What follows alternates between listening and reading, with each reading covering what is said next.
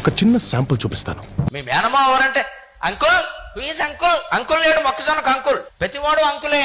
మేనమావ అంకులే, మావగారు అంకులే, మావయ్య అంకులే. లేదంటే తెలుగులో బంధాలు వేరుగా అమ్మ తమ్ముడు మేనమావ.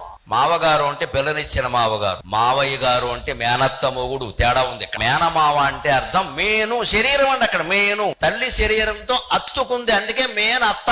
ఒక తల్లికి పుట్టారు వాళ్ళు, అందుకే మేన అత్త, మేన అల్లుడు, మేన మావ. మేను అంటే శరీరం, అక్కడ శారీరక బంధం ఉంది అక్కడ. అంటే అమ్మ తమ్ముడు మేనమావ. పిల్లనిచ్చిన మావగారు, ఆయన మేనమావ కాదు, మావగారు. 30 ఏళ్ళకి మన జీవితంలో ప్రవేశించారు ఆయన. గారు అనాలి, మావయ్య అనేది మావగారు అనాలి ఖచ్చితంగా. పిల్లనిచ్చిన మావగారు అంటే క్షీర సముద్రం.